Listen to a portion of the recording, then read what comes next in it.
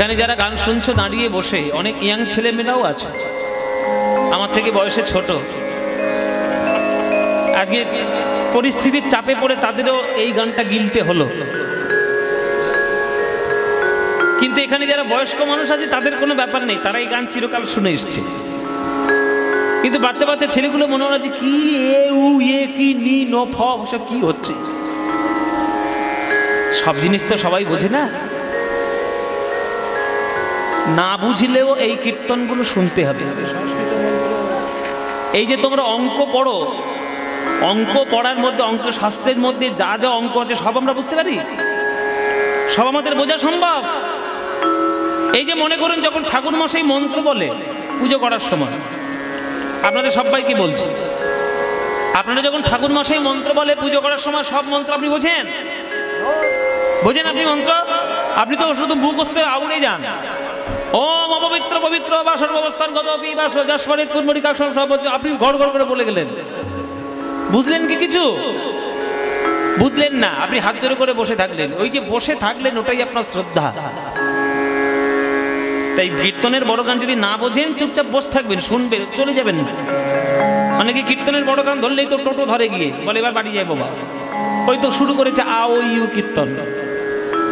এই হচ্ছে প্রকৃত কীর্তন, এটা হচ্ছে বীরভূমের মাটি, যে মাটির মধ্যে কীর্তনের ধারা মিশে রয়েছে। জয়দেব গোস্বামী, আমাদের জন্নিদাস ঠাকুর, নিত্যানন্দ প্রভুর জন্মস্থান, এ মাটির মধ্যেই কীর্তনের রস। এরা যদি আজকে না শোনে, কালকের আগামী 10 বছর পরে আর কীর্তন থাকবে না। তখন কীর্তনের মধ্যে শুধু ভজন গানই চলবে, কীর্তনের পদ আর থাকবে না। আর 3 ঘন্টা কীর্তনের মধ্যে কোনো কীর্তনীয় যদি 3টে পদও না গায়, তাহলে সেই কীর্তন শোনার থেকে না শোনাই ভালো।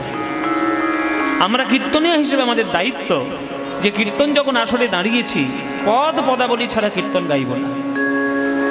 নিশ্চয়ই অন্য কোনো গান গাইব যদি প্রসঙ্গ আসে তবে। রবীন্দ্রনাথের গান গাইলে সেটা প্রসঙ্গ এলে তবে গাইব। নজরুল ইসলামের গান যদি প্রসঙ্গ আসে, এই যে বৃন্দাবন যাওয়ার সময় প্রসঙ্গ এলো তাই আমরা নজরুল ইসলামের গান গাইব। কিন্তু কীর্তনের মধ্যে কি আমি গান গাইবো মোমের পুতুল মোমের দেশে মেনে নেচে যায়, এই গানটাকে আমি গাইতে পারবো? যে গানটা গাওয়া যাবে সেটা। তাই কীর্তনীয়াদের দায়িত্ব যে কীর্তনে দাঁড়িয়ে তারা যেন অন্তত 3খানা পদ অন্তত যেন গান। আর বড় গান না গাইলে তো কীর্তনের মাধুর্য হয়ই না। এই দেখুন এত বড় যে গানটা হলো, বিরাট বড় দুর্লভ গান, কিন্তু মানে তো আমরা সবাই বুঝবো না। নীল রতন কিয়ে নবঘন ঘটা, নখিলে নখল নয় সেনা অঙ্গের ছটা। পরিষ্কার আকাশে যখন পশ্চিমের কোণে কালো মেঘের ঘন ঘটা যখন ছেয়ে আসে, মনে করুন প্রচন্ড তাপ চলছে, 1 সপ্তাহ ধরে টানা লু বইছে। এই বীরভূমে তো লু বয়, 1 সপ্তাহ ধরে টানা লু বইছে, মানুষ টিকতে পারছে না ঘরের মধ্যে, এসিতেও কোনো কাজ হচ্ছে না, এসি পর্যন্ত পুড়ে গিয়ে নষ্ট হয়ে যাচ্ছে। সেই সময় 7 দিন পরে যদি শনিবারের কোণে ওই পশ্চিমের আকাশে যদি একটা মেঘ দেখে, যেমন আজকের মতো, যদিও আজকে আমরা বৃষ্টিটা চাইনি, কীর্তনটাই চেয়েছিলাম, কিন্তু কি করব, হয়ে গেছে। 1 সপ্তাহ খরার পর যদি পশ্চিম আকাশে একটা কালো মেঘের উদয় হয়, তার রূপটা দেখে কত কবির মন দুলে যায়। তেমনি তত্ত্ব কি, দর্শন কি, যে বিশ্ববাসী যখন তার ত্রিতাপ জ্বালায়, তার হৃদয় মন প্রাণ দগ্ধীভূত হচ্ছে, তখন যদি কারোর ভাগ্যক্রমে, কারোর ভাগ্য আকাশে গোবিন্দের ওই রূপমাধুর্য যদি তার নয়নের কোণে একবার ভেসে ওঠে, আর কি অন্য কোথাও রূপ লাগবে গো? ওই প্রেমের বর্ষা যখন একবার হৃদয় আকাশে হবে, আর জগতে কোনো তাপ থাকবে না, চিরকালের মতো সেই তাপ দূর হবে। 10 টাকা 20 টাকা 50 টাকা আমাকে কেউ দিতে আসবে না। আমাকে কেন, কোনো কীর্তনীয়কেই দেবে না। আমাকে ভালো লেগে যাবে, দাদা পদ্মবলাস কি গানটা গাইতে ভালো লাগবে, 50 টাকা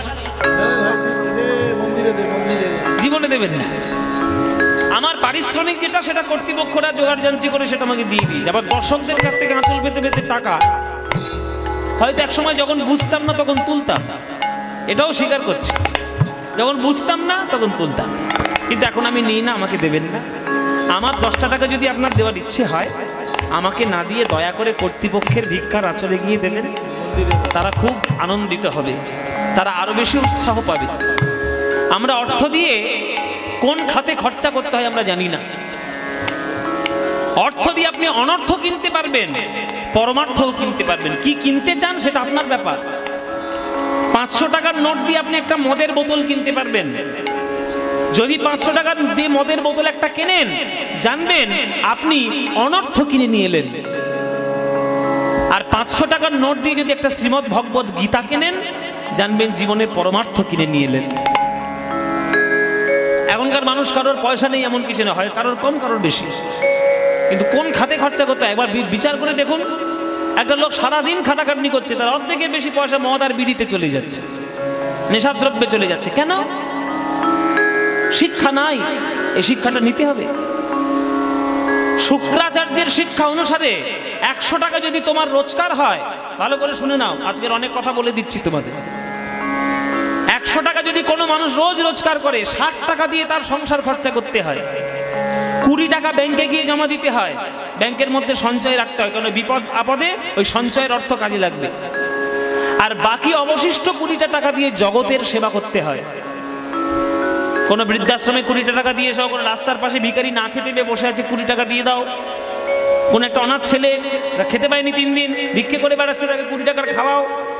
কোনো অনাথ আশ্রমে, কোনো বৃদ্ধাশ্রমে, কোনো গৌরাঙ্গ সেবা আশ্রমে দিয়ে দাও, ওইটাই জগতের কাজে লাগবে।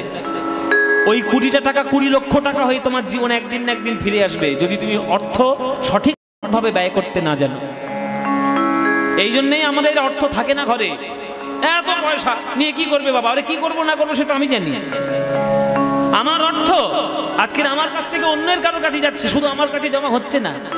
আমার কাছ থেকে কোনো সবজিওয়ালার কাছে যাচ্ছে, কোনো রিক্সাওয়ালার কাছে যাচ্ছে, কোনো ড্রাইভারের ঘরে যাচ্ছে, কোনো কাজের মেয়ের ঘরে যাচ্ছে। 10টা সংসার চলছে পয়সা দিয়ে। তাই অর্থ সঠিকভাবে ব্যয় করুন। আমার গান শুনে যদি ভালো লাগে 10টা টাকা দেওয়ার, আমাকে না দিয়ে দয়া করে কর্তৃপক্ষের আঁচলে গিয়ে দেবেন বা মন্দিরের দান পাত্রে দান দেবেন। নীল রতন মাবানে জানে রে রে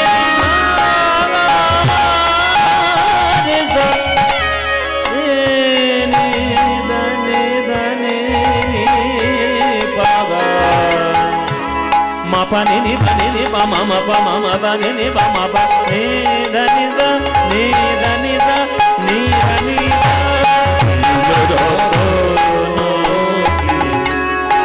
নব ঘন ভটা নখিলে না ফল নয় সেনা অঙ্গের ছ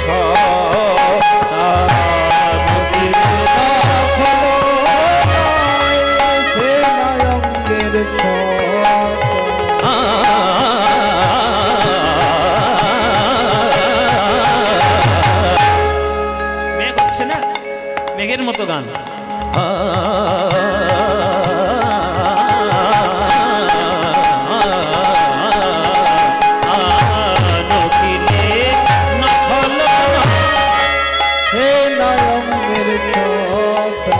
মাবানে দারে মা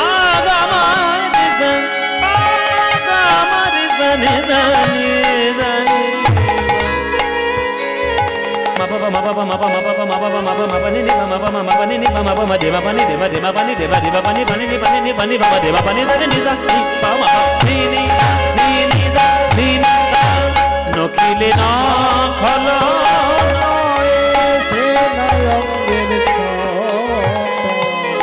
চূড়ার উপরে ময়ূরের পাখা, চূড়ার উপরে ময়ূরের পাখা, ওই মদন মহেন্দ্র ধন কি বা দিল দেখা, মহেন্দ্র ধন কি বা দিল দেখা, প্রগতি ওলে রাজু ওগো মত্ত অলি রাজে।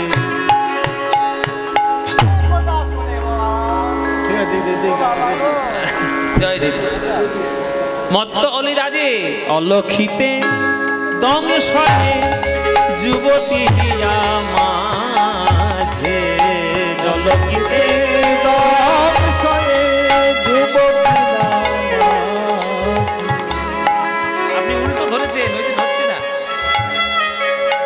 অলক্ষিতে দংশয়ে যুবতী আমাছে, অলক্ষিতে দংশয়ে যুবতী আমাছে। আমি মোলাম মোলাম মোলাম মোলাম রূপ ভ্রমরায় ফাঁদে মোলাম মোলাম, মোলাম শোনে মোলাম মোলাম। ওই রূপ ভ্রমরার লাগি আমি মোলাম মোলাম।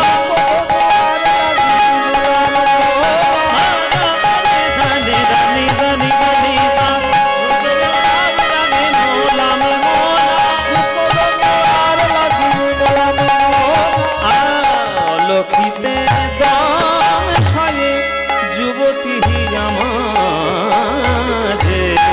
অলক্ষিতে দংশয়ে যুবতী মাঝে মাঝে মাঝে মাঝে গোবিন্দ দাস সেনা পৃথিবী সে, গোবিন্দ দাস করে সেনা পৃথিবী ওই নাপিয়ে অধর সুধা কে বাজিয়ে আইসে গো, অধর সুধা কে নাচিয়ে আইসে। আখির বিষে যারে যারে, আখির বিষে যারে আখির বিষে যারে যারে, আখির বিষে যারে যারে অধর সুধা ঔষধি করে আখির বিষে যারে যারে, সুধা ঔষধি করে আখির বিষে যারে যারে। আখির বিষে যারে যারে। কথা বলি তো, এসব গানের মানে বুঝতে হবে, কাঁচা বাদাম ভাজা বাদাম নয় সব গান, হট করে গানের মধ্যে ঢুকে যাবে। আখির বিষে যারে যারে মানে কি? একটা জারের বানান হচ্ছে বর্গের বর্গের জ আকার বয়সন্য রয়কার, জারে মানে জ্বালায়। আর আরেকটা জারের বানান হচ্ছে অন্তের জয় আকার বয়সন্য রয়কার, জারে মানে যাকে। আখির বিষে যারে যারে মানে যাকে জ্বালায় গোবিন্দের আখির বিষ, মানে নয়নের বিষ, মানে নয়নের যদি একবার দংশন একবার ভেতরে ঢোকে প্রবেশ করে, তাকে যে জ্বালায় তাকে যে যেমন ভাবে জ্বালাবে তার ওষুধ কি? আখির বিষে যারে যারে। ও মায়েরা, বিষ পান করলে যে দেখবেন গ্রামের মধ্যে মাঝে মাঝে অশান্তিতে মেয়েরা বিষ খায়, মেয়েরা বিষ খায় না? সবাই খায় সবাই খায়। যে একবার বিষ খেয়েছে সে যদি কোনো কারণে বেঁচে যায়, সে জন্মে আর কিছু করুক বিষ আর কোনোদিন খাবে না। বাবারে কি কষ্ট, ঠিক কিনা বাবা? ও মায়েরা ঠিক কিনা? কি কষ্ট। যদি একবার বিষ খায় মরে যায় তো খুব ভালো কথা, আর যদি একবার বিষ খেয়ে বেঁচে যায়, ওই ট্রিটমেন্ট করার পর ওই ট্রিটমেন্টটা যেমন ভাবে বিষ ছাড়ানোর জন্য হবে, সে আর জীবনে আর যাই করুক সে বিষ খাবে না। কি কষ্ট রে। হ্যাঁ, নাড়ি ভুড়ি বের করে ওই যে ওয়াশ করে করে একবারে। আরে কি কষ্ট রে বাবা, আর খাবো না। আর খাবি?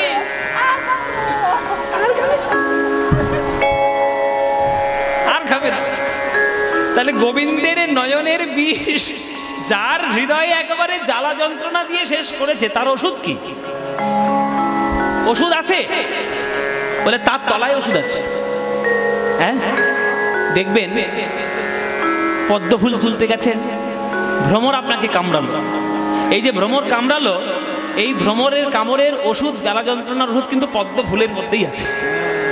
ওই পদ্ম ফুলের মধুই যদি আপনি ওই জ্বালা জায়গার যন্ত্রণার জায়গায় লাগিয়ে দেন, দেখবে যন্ত্রণার উপশম হয়।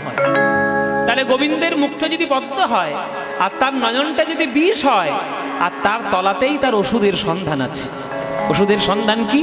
আখির বিষে যারে যারে, আখির বিষে যারে যারে, আখির বিষে যারে যারে, আখির বিষে যারে যারে, অধর সুধা ঔষধি করে আখির বিষে যারে যারে, অধর সুধা ঔষধি হৃদয় গৌর হরি বল। যারে এই যারে, অধর সুধা ঔষধি করে আখির বিষে যারে যারে, অধর সুধা ঔষধি করে আখির বিষে যারে যারে, অধর সুধা ঔষধি করে নাপিয়ে কি প্রাণে বাঁচে,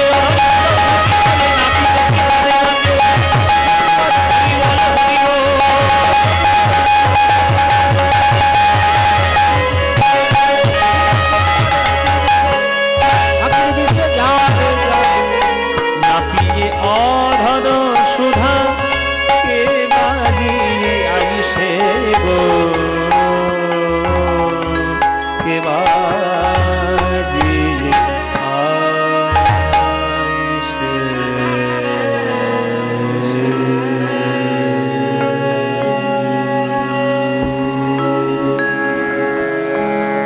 আপনারা প্রাচীন গানটি ধৈর্য ধরে শুনলেন।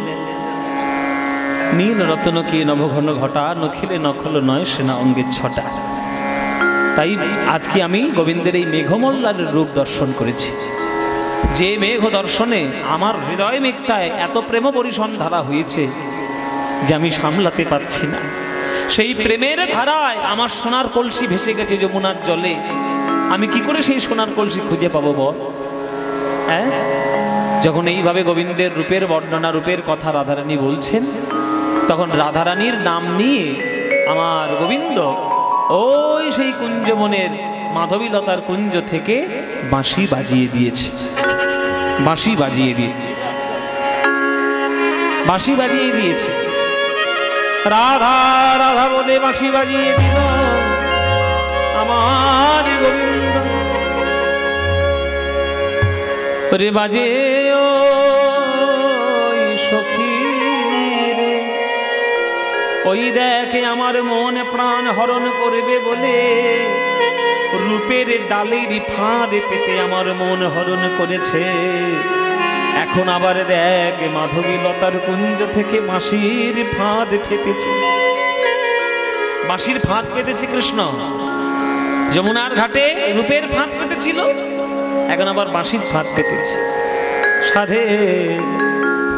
সাধের মুরলী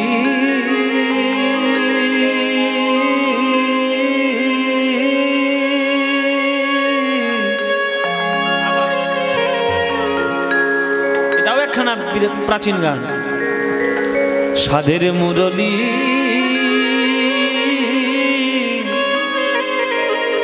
তুমি প্রথমে একটা সিদ্ধান্ত নিয়ে নি। এই যে মায়ের এই যে এই মেয়েগুলো যেখানেই যাবে সেখানেই কুরুক্ষেত্র ঘটাবে। যেখানেই যাবে মেয়েগুলো জেনে রাখবেন, পৃথিবীতে চিরকাল যুদ্ধ তিনটে কারণে হয়। পৃথিবীতে যুদ্ধ চিরকাল তিনটে কারণে হয়: ভূমি, রাজ্য, নারী। মারামারি এই তো নেই, যত মারামারি সব এদের জন্যে। ভূমি মানে জায়গা জমির জন্য মারামারি, ভাই ভাই লাঠালাঠি করছে, পাড়ায় পাড়ায় লাঠালাঠি হচ্ছে। আর রাজ্য, দেশে দেশে লড়াই হচ্ছে। এই যে ভারত পাকিস্তান, এই যে কিছুদিন আগে লড়াই হলো না, ওদের তো খেয়ে দিয়ে কাজ নেই, মাঝে মাঝে একটু করে ফুসকুড়ি দিয়ে চলে যায়। আর আমরা কি মাঝে মাঝে চাপড় কষিয়ে চলে আসি। তো ওদের শিক্ষা হয় না, শিক্ষা হয় না। কুকুরের লেজ কখনো সোজা হয়? এইরকম টাইপের ও ব্যাকাই থাকবে, চিরকাল ব্যাকা। তো রাজ্যে রাজ্যে দেশে দেশে লড়াই। আর একটা লড়াই হয় মেয়েদের জন্য। এই মেয়েরা যেখানেই ঢুকবে সেইখানে লড়াই। মহাভারত কাণ্ড ঘটেছে, মহাভারতের কুরুক্ষেত্র যুদ্ধে মেয়েদের জন্য, দ্রৌপদী। আর রামায়ণের ঘটনা ঘটেছে কার জন্য? সেটাও মেয়ের জন্য, সীতা। ও মায়েরা কিছু মনে করো না, আমি বাস্তব কথা বলছি। কীর্তন শুনতে এসে এত কথা বললে চলে? এটা কীর্তনের মধ্যে কার বাড়িতে টক হয়েছে, কার বাড়িতে বাঁধাকপির তরকারি, আর কার বাড়িতে পটলের তরকারি। আরে ভাই এসব বলুন,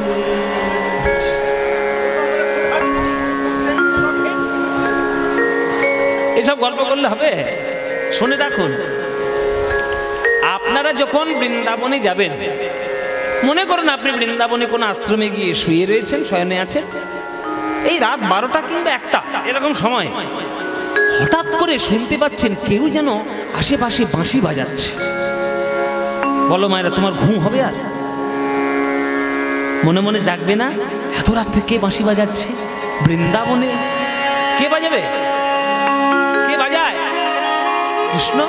তখন তোমার মনে একটা আশা হবে, বাবা কৃষ্ণ বাজাচ্ছে না তো, আমার জন্য কৃষ্ণ বাঁশি বাজাচ্ছে না তো। তাহলে কৃষ্ণের বাঁশি তুমি শুনলে তোমার কাছে অমৃতের মতো।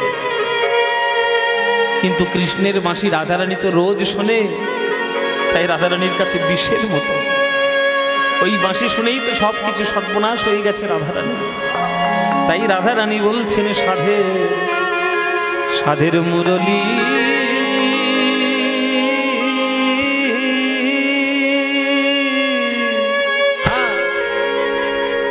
তুমি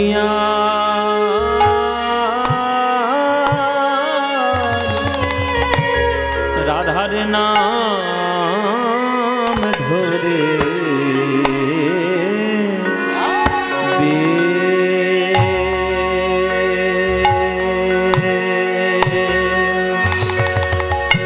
বেজনা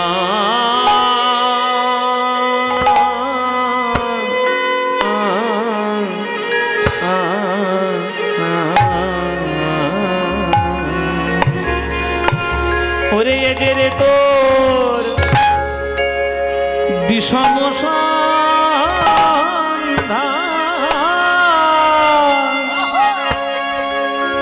তাহে অবলার প্রাণ প্রাণে সহে কত যাতনা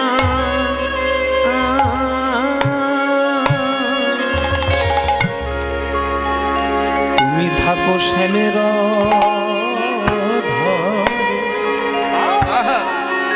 তুমি থাকো শ্যামের ধরে আমি থাকি কৃষ্ণ বাগিনীর ঘরে কত যাতনা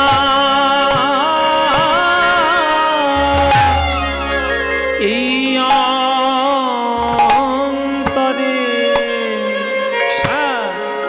তা তো তুমি জানো না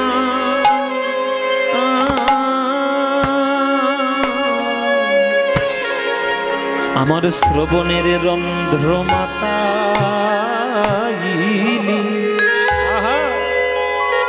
আমার শ্রবণের রন্ধ্র মাতাইলি আমায় আকুল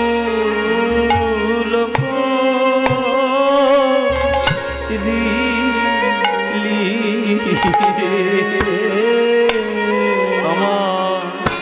আমার শ্রবণের রন্ধ্র মাতাইলি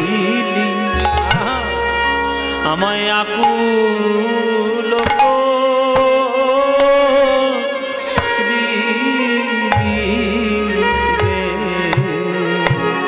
ওরে বাঁশি রে তোর মধুর সুরে কোন অবলা কি রইতে পারে বাঁশি রে তোর মধুর বড় একটা নি বড় একটা নি গান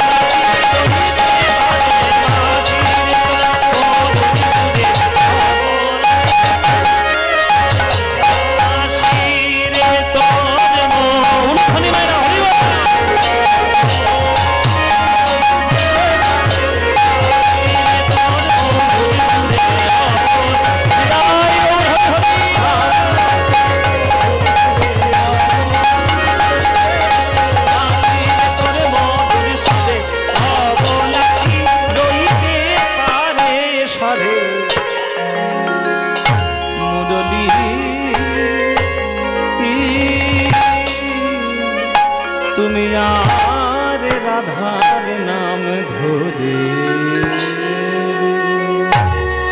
বেজনা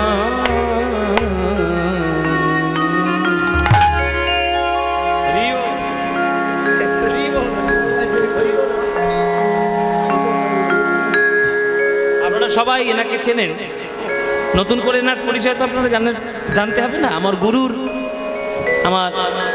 গুরুদেবের ভগ্নিপতি শ্রী শম্ভুনাথ চক্রবর্তী এতদিন গুরুর সঙ্গে বাজিয়েছেন, কিন্তু এখন তো গুরুদেব অন্য সেবায় একটা ব্যস্ত, রবীন্দ্র ভারতী আমাদের বিশ্বভারতীর অধ্যাপক। তো এখন উনি আমার সঙ্গে থাকেন। এইসব গান বাজনার আলোচনা এখন যেমন আনন্দ করে আমরা করতে পারি, সব সময় সেটা হতো না। ওনার জন্য একটা নিতাই গৌর আনন্দে হরিবোল। এই যে বাজনাগুলো বাজাচ্ছেন, সব বাজনাগুলো হাতে তাল ঠিক না রাখলে সবগুলি একাকার হয়ে যাবে, সব গুলাবে। এই জন্য সব গান বাজনা শিখতে হয়।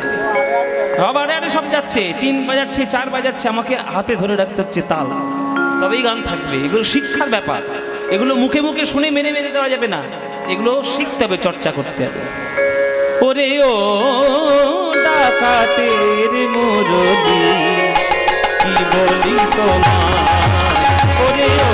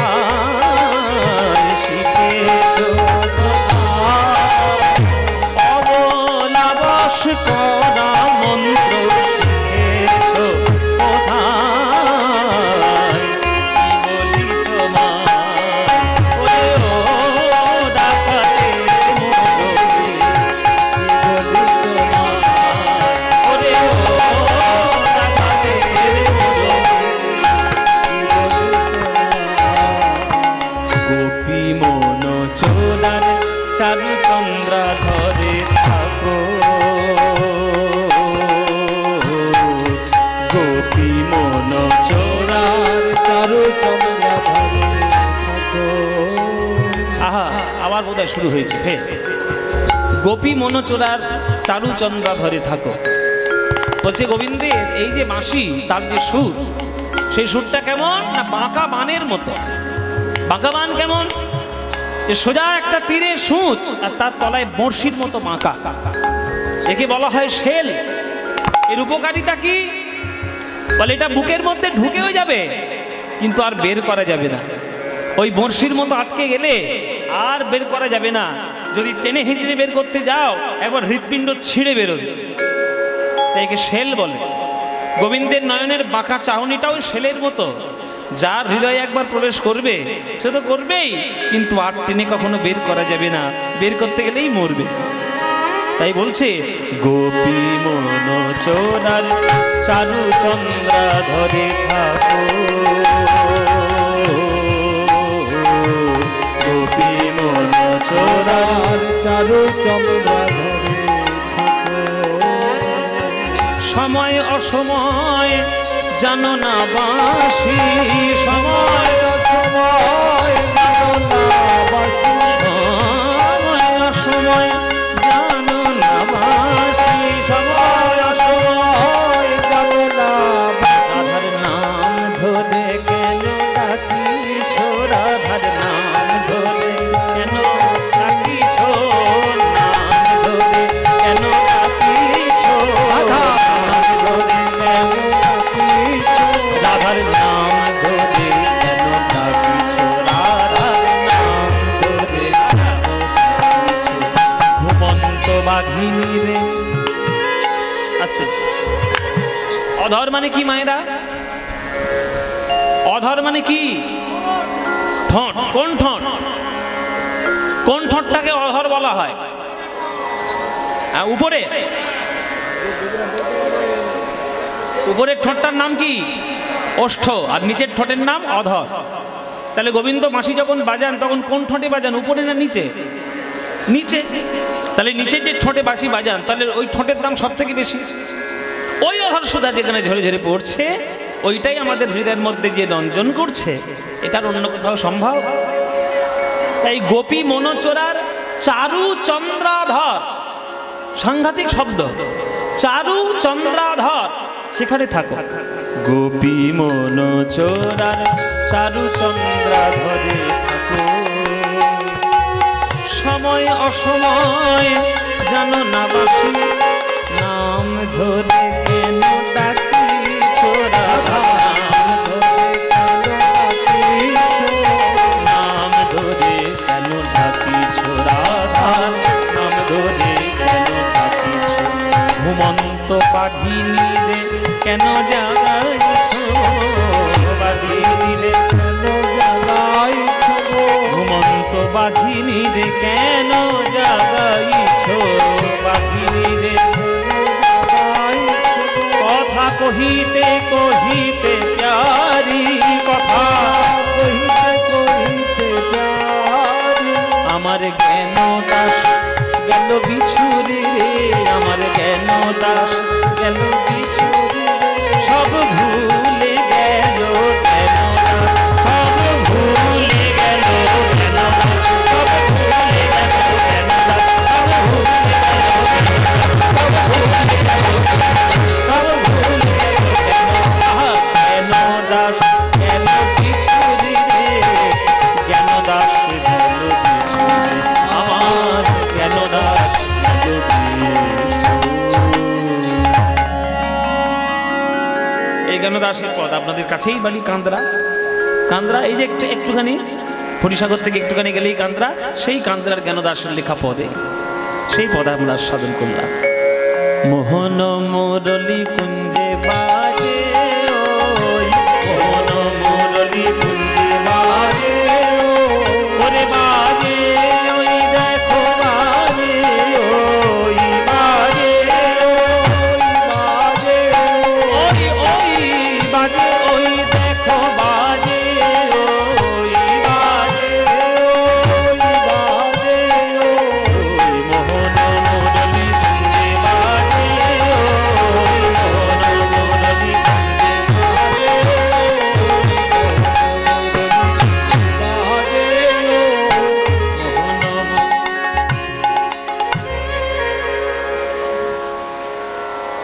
পাচ্ছিস? হ্যাঁ পাচ্ছি, কানে নাকি?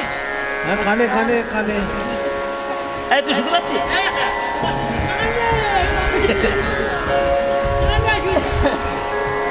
ও মায়েরা তোমরা শুনতে পাচ্ছ? কিছু শুনতে পাচ্ছ? পাবে না, কান নাই তো। বলে তোদের বাজে কানের কাছে, আমার বাজে প্রাণের মাঝে, তোদের বাজে তোদের বাজে কানের কাছে। এ ললিতা, শুনতে পাচ্ছিস তো? বলে কোথায় শুনছিস? বলে কেন কানে? আবার শুনবো কোথায়? চোখ দিয়ে শুনবো নাকি? কানেই শুনছি। বলে তোদের বাজে কানের কাছে, আমার বাজে প্রাণের মাঝে, আমার বাজে প্রাণের মাঝে, দিলাম গোবিন্দের দোহাই, দিলাম গোবিন্দের দোহাই,